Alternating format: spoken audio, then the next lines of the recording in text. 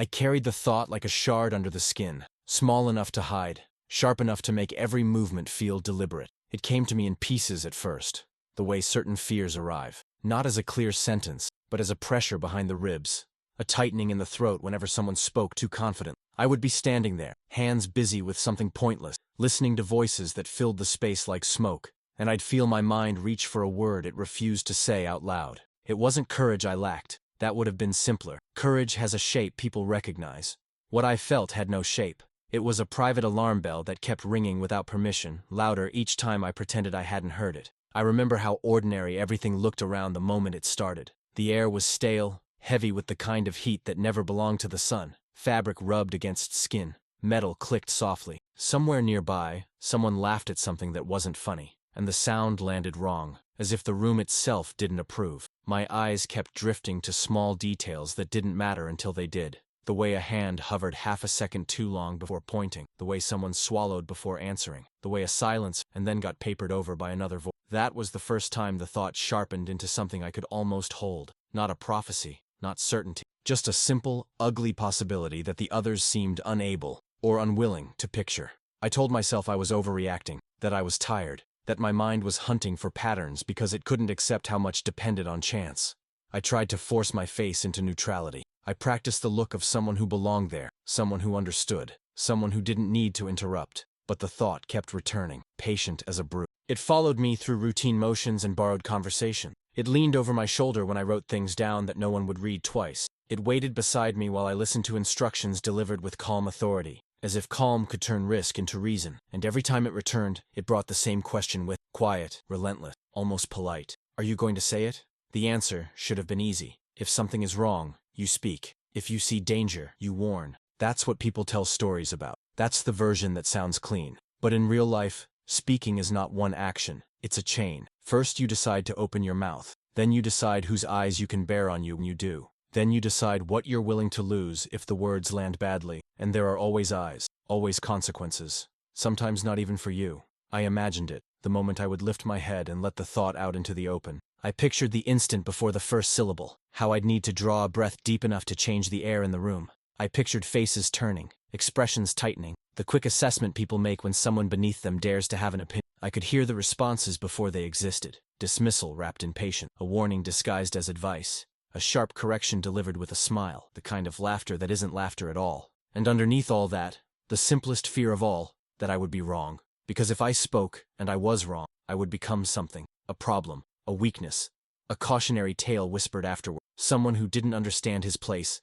And if I spoke and I was right, I didn't know what I would become then either. The thought didn't ask for heroism. It asked for a single breach in the wall everyone relied on, a single crack where doubt could enter. It asked me to risk being seen as disloyal, afraid, difficult, anything other than quiet. I tried to set it down. I tried to bury it under obedience, and keep my hands busy, keep my face still. I told myself the system didn't need my thoughts. It needed my silence. By the time the moment came again, close enough to taste, close enough to feel my pulse in my tongue, I already knew what I would do. I kept it to myself. The place taught you how to be quiet, long before anyone asked you to choose. Everything moved according to a rhythm that did not belong to any one person. Orders traveled downward, not outward. Questions rose only as far as they were permitted before dissolving into procedure. You learned this without being told. You learned it by watching who spoke freely and who did not, by noticing how often the same voices filled the room and how rarely others interrupted them. Authority was not loud. It didn't need to be. It settled into the space like weight, pressing shoulders down, straightening backs, slowing breath. People adjusted themselves around it instinctively. A pause before answering, a careful choice of words, a habit of looking to one side before looking straight ahead. I was close enough to hear things before they were repeated, close enough to see the gaps between what was said and what was meant, but not close enough to shape them. My role lived in that narrow space where understanding did not grant permission. Days were built from repetition, the same movements, the same phrases delivered with slight variations, as if variety itself was a risk.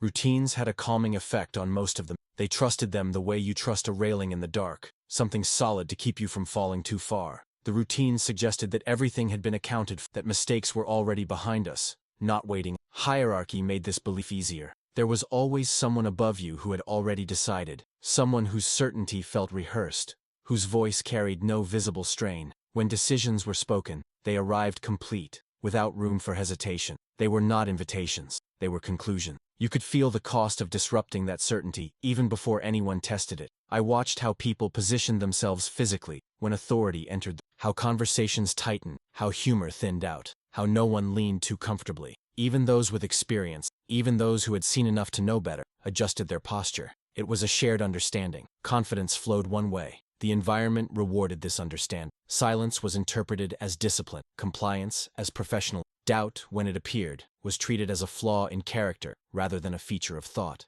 I wasn't new. That made it. Being new would have given me an excuse, confusion, inexperience, a lack of context. But familiarity comes with expectation. You are expected to know when to speak and, more importantly, when not to. You are expected to sense which questions are safe and which ones mark you. There were consequences that didn't need to be spelled out. You saw them in assignments quietly reassigned, in opportunities that stopped appearing, in the way certain names were mentioned less often over time. No one was punished publicly. That would have been inefficient. Instead, people were narrowed. I had watched others test the boundaries before, not dramatically, just enough to suggest an alternative or raise a concern at the wrong moment. The room would cool. The response would come wrapped in calm authority. The conversation would move on, and afterward, something subtle would change around. No one needed to explain this to me. It lived in the air. The setting itself reinforced it. Confined spaces, shared quarters, constant proximity. Privacy existed only in fragments.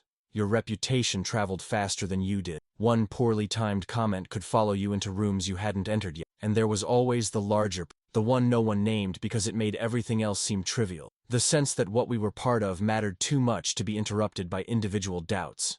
That raising questions was a luxury reserved for those far from consequences. I understood this logic even as it pressed against me. Understanding did not make the thought disappear. It sharpened it. Because the closer I was to the machinery, the clearer it became how easily one overlooked detail could turn routine into catastrophe, and how little patience there was for the person who pointed that out. So I did what the environment trained me to do. I absorbed information quietly. I noted inconsistencies without commenting. I aligned my expressions with the tone of the. I let the chain of command carry weight for me, so I wouldn't have to carry it myself. By the time the pressure began to build towards something irreversible, speaking no longer felt like an option. It felt like a breach of an unspoken contract, and I had already signed it. The thought became harder to ignore once it learned how to wait. It didn't shout. It didn't interrupt. It settled into the background of my mind and let everything else move around it. While conversations unfolded and routines repeated themselves, it stayed still, watching. I would catch it in quiet moments, between one instruction and the next, between waking and sleep, sitting there as if it had always belonged. I argued with it constantly, though never out loud. I told myself that what I was sensing might not be real, that I was stitching together fragments into something larger, because uncertainty makes the mind restless. I reminded myself how many people stood between me and the final decision, how many layers of experience and authority existed above my. I repeated the same justification over and over. They know things I don't. But that argument weakened every time I watched the same patterns. There were small moments, a hesitation before an answer, a detail brushed aside too quickly, a confidence that felt rehearsed rather than earned. None of it was enough on its own. Together, they formed a shape I couldn't unsee. The problem was that the thought demanded a kind of clarity I didn't have. It wanted me to translate instinct into language, fear into reason, and that translation felt dangerous. Once something is spoken, it becomes accountable. It can be measured, challenged, dismissed. Kept silent, it remained protected, at least from immediate judgment. I practiced conversations in my head. I imagined myself choosing my words carefully, stripping them of emotion, presenting them as neutral observations rather than warnings. I imagined starting with a question instead of a statement, framing doubt as curiosity, concern as diligence. Each version collapsed under scrutiny. I saw the eyes turn toward me. I felt the room recalibrate. I heard the slight pause before someone responded, the pause where status is asserted without words. In every imagined outcome, the weight shifted onto me, not onto the decision, not onto the risk, onto the person who disrupted the flow. There was also the quieter fear, the one I admitted only in fragments. What if speaking changed nothing? What if the words left my mouth, were acknowledged, noted, and then absorbed into the machinery without effect? What if the decision continued exactly as planned, only now I carried the added burden of having spoken and failed? That possibility frightened me more than being dismissed, because then the silence would no longer be shared. It would belong to me alone, marked by the knowledge that I had tried and watched it happen. So I delayed. I told myself there would be a better moment, a more appropriate time, somewhere quieter, less exposed.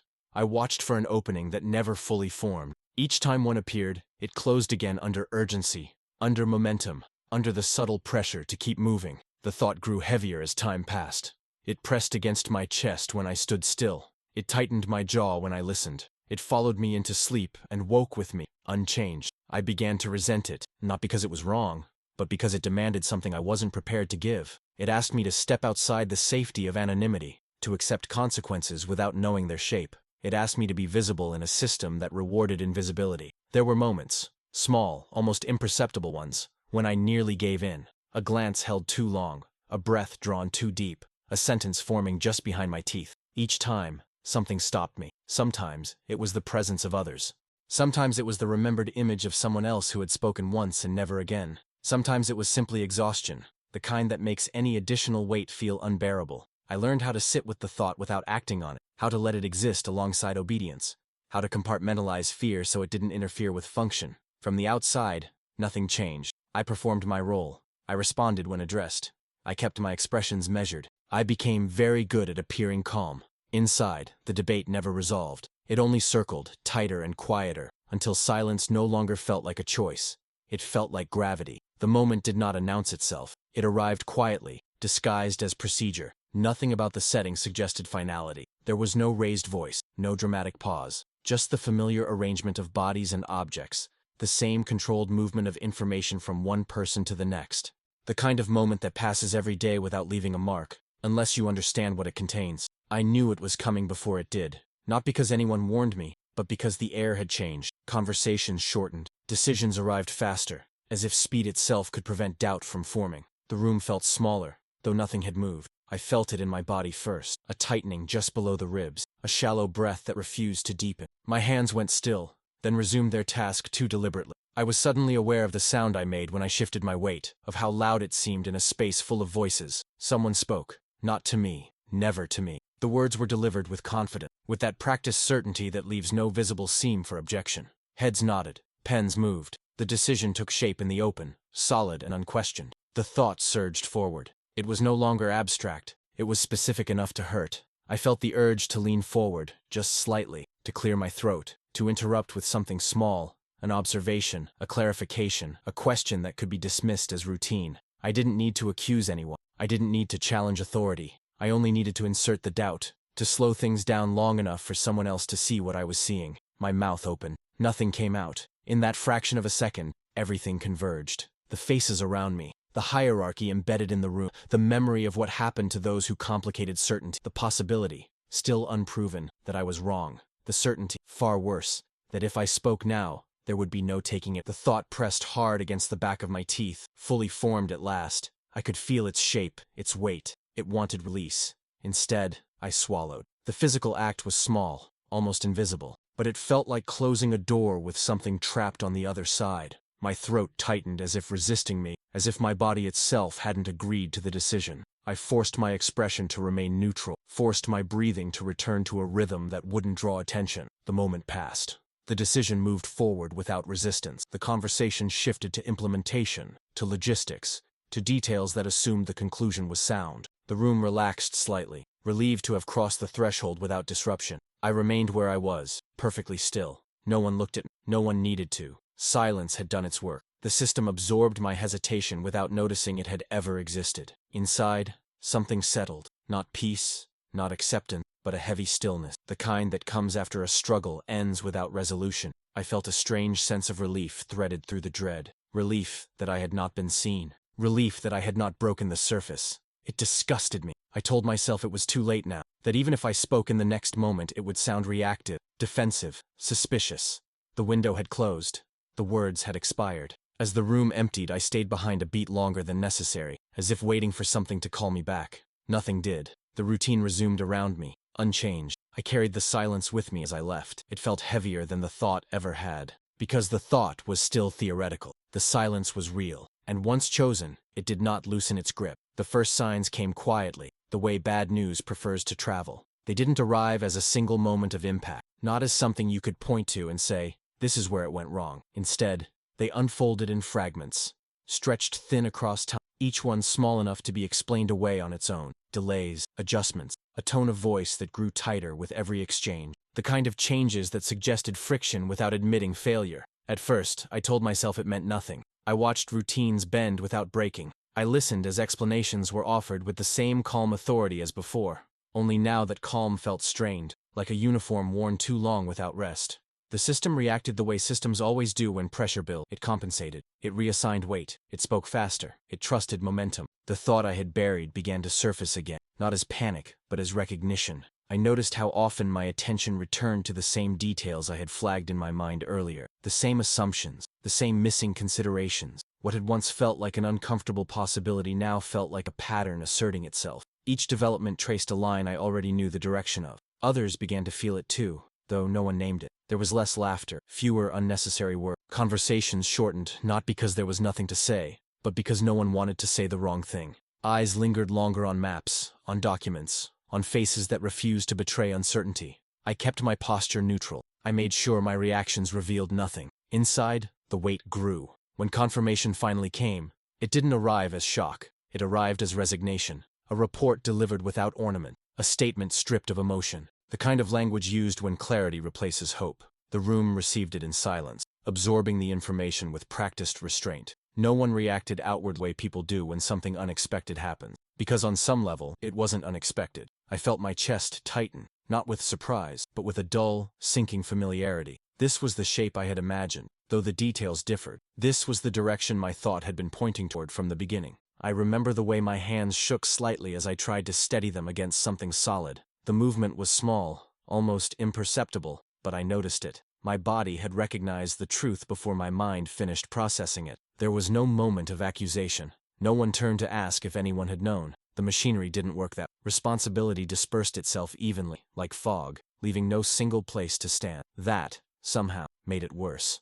Because I knew that if I had spoken, the outcome might not have changed, but the silence would not have belonged solely to me. It would have been shared, questioned, recorded, at least in memory. Instead, the thought remained unspoken, and now it had been proven correct in the most unforgiving way. Time stretched after that. The consequences continued to unfold, one layer at a time. Each update added weight without offering. The language grew heavier, more careful. The pauses between words lengthened. Even authority began to sound tired. I watched people adapt to the new reality the way they had adapted to the old one, by narrowing themselves, by focusing on immediate tasks, by refusing to linger on what could not be undone. I did the same. Outwardly, I remained functional. I followed instructions. I responded when addressed.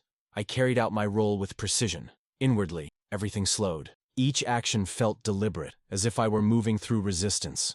The thought returned often then, no longer demanding speech, only acknowledgement. It replayed itself without anger, without urgency, just presence.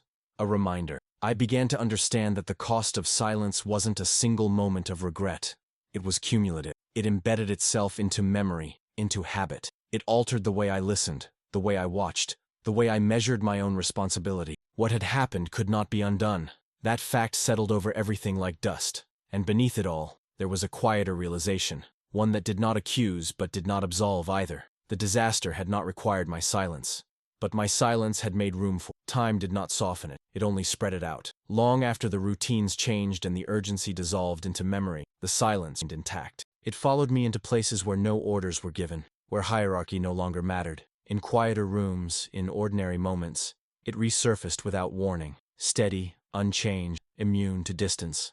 I would be doing something small and inconsequential when it returned, folding fabric, cleaning a tool, standing still with nothing demanding my attention, and suddenly I would feel it again. The exact weight of that moment when my mouth opened and nothing followed. Memory does not replay events the way they happened. It rearranges them. It isolates details and discards context. Over time, faces blurred, voices lost their edges. But the thought remained sharp, preserved by the fact that it had never been spoken. I no longer argued with it. There was nothing left to justify. I didn't tell myself I had been right. That offered no comfort. I didn't tell myself I had been wrong either. That would have required a certainty I didn't have. The truth lived somewhere quieter, harder to name. I had understood something before it happened. Not enough to stop it, not enough to prove it, but enough to recognize it when it arrived. That knowledge had nowhere to go. Guilt did not arrive dramatically. It didn't announce itself as punishment. It settled in gradually, shaping how I remembered myself. I noticed it in the way I hesitated before speaking about anything that mattered. In the way I measured my words too carefully, even when caution was unnecessary. In the way I sometimes chose silence out of habit rather than fear. There were nights when the memory came back with clarity, stripped of distance. I would feel the room again, the stillness, the pressure behind my teeth. I would replay the moment endlessly, altering nothing, because nothing could be altered. Each replay ended the same way. I never imagined an alternate version where I spoke, and everything changed. That felt dishonest. What haunted me was simpler than that. I imagined myself speaking and being ignored. Imagined the words leaving my mouth and dissolving into procedure, absorbed without effect. Imagined the decision continuing anyway, only now with my voice folded uselessly into it. That image returned often, because it did not absolve me. It only removed my last excuse. Over time, I learned that silence leaves no evidence. There is no record of what was withheld. No document that marks the moment restraint came complicity. Only memory, unshared and uncorrected. People around me moved on in ways I could not. They carried fragments of the event, pieces of responsibility spread thin enough to be bearable. I carried something more concentrated. The thought I kept to myself did not fade. It did not seek forgiveness. It did not ask to be understood. It simply wrote. And with it came the quiet knowledge that the most permanent consequences are not always written into history. Some of them are sealed inside the moment you choose not to speak, and never leave you after.